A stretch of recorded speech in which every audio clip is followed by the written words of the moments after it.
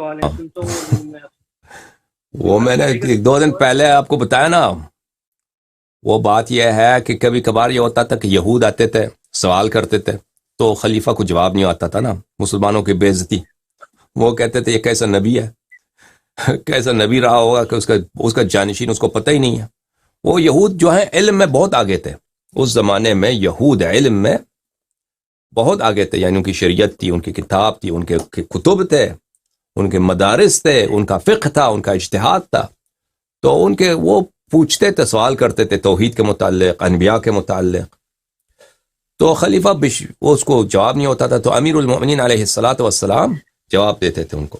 تو یہ مشورہ دینا نہیں ہے وہ عمر کو, وہ یہودیوں کا ارشاد ہے, اسلام کی عزت بچانا ہے, ٹھیک ہے نا, رسول اللہ صلی اللہ علیہ وسلم کی ساکھ کو بچانا ہے. وہ عمر کی کوئی ہیلپ نہیں اس میں. یا یہ ہوا کہ ایران والوں نے لشکر جمع کیا تھا 1.5 لاکھ کا, وہ آنا چاہتے تھے مدینہ تک فتح کرنے کے لیے. تو عمار یاسر نے خط لکھا کوفے سے کہ ایرانیوں کی بہت بڑی لشکر جمع ہو گئی ہے اور وہ مسلمانوں کو شکست در شکست دے رہے ہیں. ان کا ارادہ یہی ہے کہ وہ آ کر مکے تک, مدینے تک آ کر فتح کر لیں.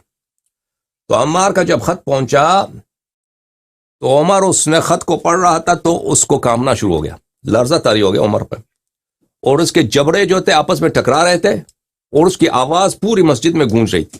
اتنے زور زور سے اس کے جبڑے جو ہے نا دانت آپس میں لرزنے کی وجہ سے ٹکرا رہے تھے. ہاں مائکروفون کے بغیر, اسپیکر کے بغیر, وہ سب کو سنائی دی کہ خلیفہ اس طرح کانپ رہے ہیں. وہ خط پڑھ کے پھر یہ بحال ہو گیا, یہ نڈال ہو گیا, بحال ہو گیا, پھر چیخنے لگا کہ یا مسلمانوں کیا کرو, چارہ بتاؤ. حالانکہ ایران بہت دور ہے, وہ اگر حملہ کرتے بھی نا, پیش قدمی کرتے بھی تو اس کو کم از کم 2-3 مہینے لگتے مدینہ پہنچنے تک. لیکن یہ ابھی سے جو ہے ابھی سے یہ جو ہے عمر جو ہے اس طرح کانپ رہا ہے. تو نے سب سے مشورہ لیا, سب نے مشورہ دیا کہ آپ لشکر لے کے چلے جائیں ایران کی جنگ کو.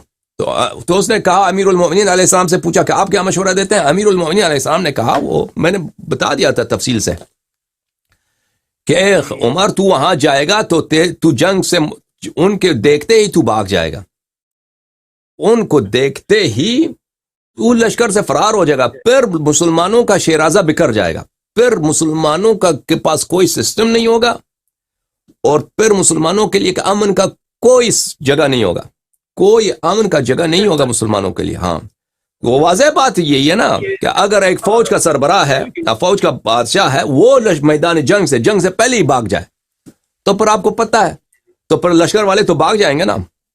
اور ایک دفعہ خط مقدم سے فرنٹ لائن سے لشکر بھاگ جائے, پھر پیچھے مدینہ میں کوئی اور خلیفہ بھی تو نہیں ہے, تو پھر تو کفار آئیں گے آگے تک. تو اس سے کہا کہ تو نہ جا بلکہ کسی اور جنگ دیدہ شخص کو جو جنگ کا تجربہ ہے اس کو بھیج دے.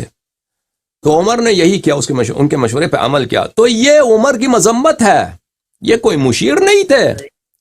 ایک ایسے وقت میں جہاں عمر نے سب لوگوں سے مشورہ لیا ہے, امیر المؤمنین علیہ السلام نے ان کو مشورہ بھی دیا اور ساتھ میں بہت زبردست ان کی بے عزتی بھی کیا کہ تو کیا ایران کے جنگ میں کہاں جائے گا, تو کس منہ کا جنگ میں جائے, تو فرار کر لے گا, ٹھیک ہے نا. وہ تو ہم نے وہ کتاب دکھایا, سطر دکھایا, ابھی کچھ دن پہلے کی بات ہے.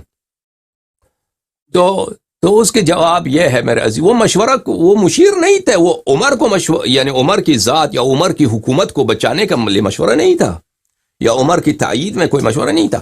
وہ اصل بات یہ تھی کہ اگر اس وقت ایران جو تھا کیا تھا, ایک مشرک قوم, ایک کافر قوم, وہ اگر آ جاتے مدینہ تک, فرض کریں, وہ تو نہیں کہتے کہ یہ شیعہ حق ہے یا کون حق ہے, وہ تو سب کو مارتے نا, پورا اسلام ہی ختم ہو جاتا, ٹھیک ہے نا. تو وہ مسلمانوں کو بچانے کے لیے, مسلمان بچوں کو, بچیوں کو, تاکہ دین اسلام کا خاتمہ ہی نہ ہو. وہ ایران اس وقت تو سپر پاور تھا, جیسے امریکہ بھی سپر پاور ہے, اس طرح اس وقت اس طرح مشورہ دیا تھا, ٹھیک ہے نا. یہ عمر کے لیے کوئی ہمدردی نہیں ہے, یہ اسلام کے لیے ہے, اور اس سے کہ وہ مشیر نہیں بنے کہ وہ مشیر تھے کابینہ میں. اور جناب ہاں جی, بس یہ اچھا ایک جو تھوڑا سا ہٹ کے, مجھے معاف کیجیے گا لیکن میں یہ جو